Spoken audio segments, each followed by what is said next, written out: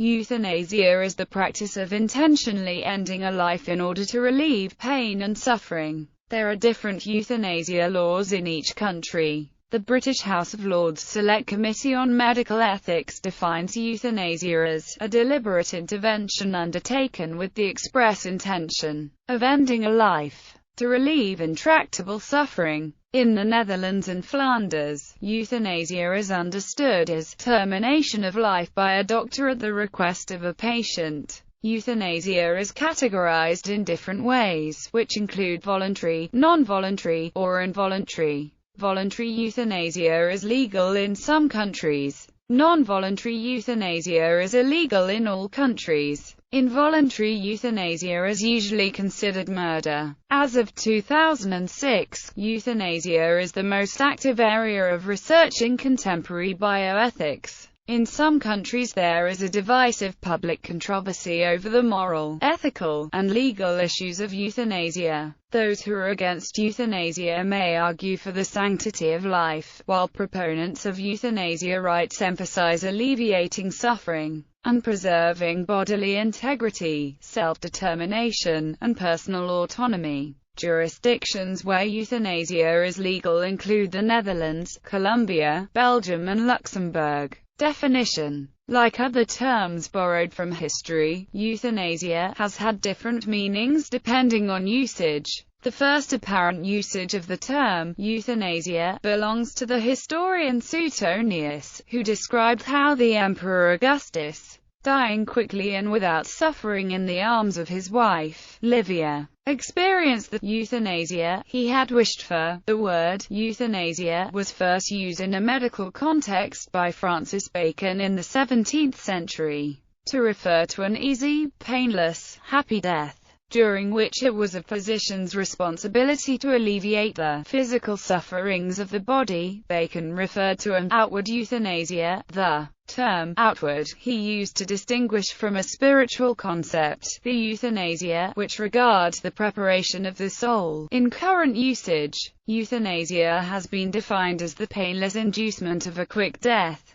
However, it is argued that this approach fails to properly define euthanasia, as it leaves open a number of possible actions which would meet the requirements of the definition, but would not be seen as euthanasia. In particular, these include situations where a person kills another, painlessly, but for no reason beyond that of personal gain, or accidental deaths that are quick and painless but not intentional. Another approach incorporates the notion of suffering into the definition. The definition offered by the Oxford English Dictionary incorporates suffering as a necessary condition, with the painless killing of a patient suffering from an incurable and painful disease or in an irreversible coma. This approach is included in Marvin Khol and Paul Kurtz's definition of it as a mode or act of inducing or permitting death painlessly as a relief from suffering. Counterexamples can be given. Such definitions may encompass killing a person suffering from an incurable disease for personal gain, and commentators such as Tom Beecham and Arnold Davidson have argued that doing so would constitute murdus simpliciter rather than euthanasia. The third element incorporated into many definitions is that of intentionality. The death must be intended, rather than being accidental, and the intent of the action must be a merciful death.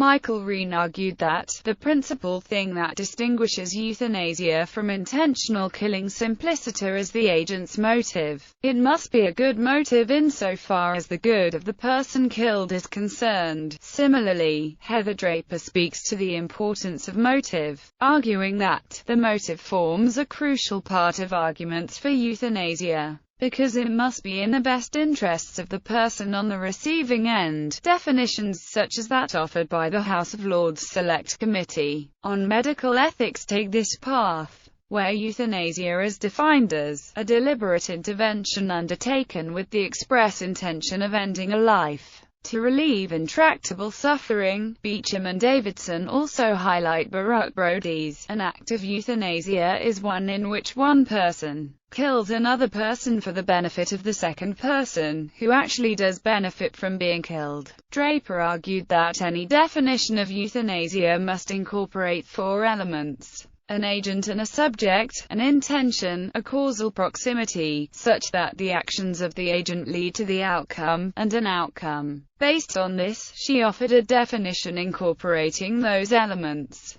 stating that euthanasia must be defined as death that results from the intention of one person to kill another person, using the most gentle and painless means possible, that is motivated solely by the best interests of the person who dies. Prior to Draper, Beecham and Davidson had also offered a definition that includes these elements. Their definition specifically discounts fetuses in order to distinguish between abortions and euthanasia. In summary, we have argued that the death of a human being, A, is an instance of euthanasia if and only if A's death is intended by at least one other human being. B, where B is either the cause of death or a causally relevant feature of the event resulting in death, there is either sufficient current evidence for B to believe that A is acutely suffering or irreversibly comatose, or there is sufficient current evidence related to A's present condition such that one or more known causal laws supports B's belief that A will be in a condition of acute suffering or irreversible comatoseness. B's primary reason for intending A's death is cessation of A's suffering or irreversible comatoseness, where B does not intend A's death for a different primary reason, though there may be other relevant reasons, and there is sufficient current evidence for either A or B that causal means to A's death will not produce any more suffering than would be produced for A if B were not to intervene. The causal means to the event of A's death are chosen by A or B to be as painless as possible, unless either A or B has an overriding reason for a more painful causal means, where the reason for choosing the latter causal means does not conflict with the evidence in 3b. A is a non-fetal organism. Breen, in part responding to Beecham and Davidson, offered a six-part definition. Person A committed an act of euthanasia if and only if A killed B or let her die, or intended to kill B. The intention specified in was at least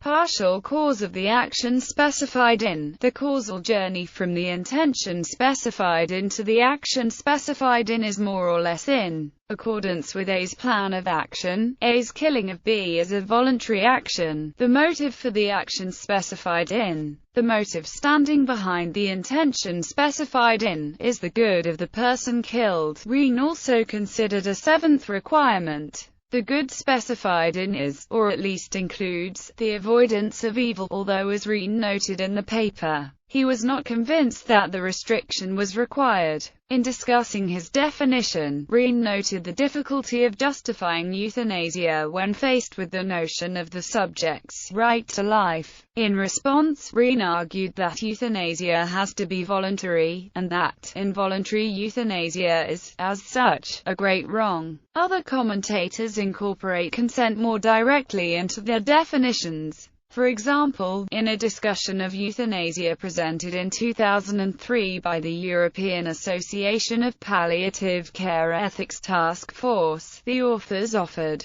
medicalized killing of a person without the person's consent, whether non-voluntary or involuntary, is not euthanasia. It is murder. Hence, euthanasia can be voluntary only, although the EPAC Ethics Task Force argued that both non-voluntary and involuntary euthanasia could not be included in the definition of euthanasia. There is discussion in the literature about excluding one but not the other. Classification of euthanasia. Euthanasia may be classified according to whether a person gives informed consent into three types: voluntary, non-voluntary and involuntary. There is a debate within the medical and bioethics literature about whether or not the non-voluntary killing of patients can be regarded as euthanasia, irrespective of intent or the patient's circumstances. In the definitions offered by Beecham and Davidson and, later, by Breen, consent on the part of the patient was not considered as one of their criteria, although it may have been required to justify euthanasia. However, others see consent as essential.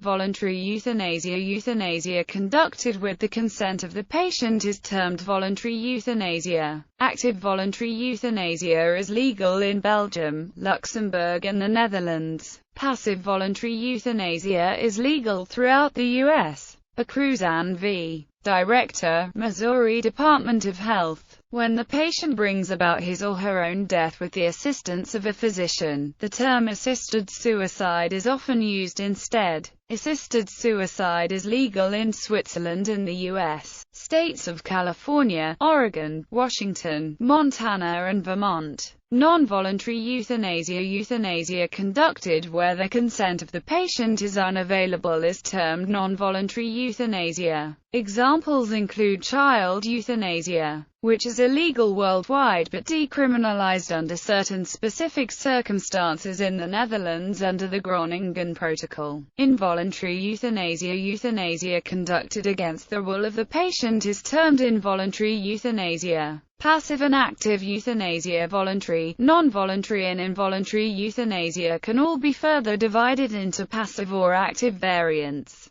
Passive euthanasia entails the withholding of common treatments, such as antibiotics, necessary for the continuance of life. Active euthanasia entails the use of lethal substances or forces, such as administering a lethal injection, to kill, and is the most controversial means. A number of authors consider these terms to be misleading and unhelpful.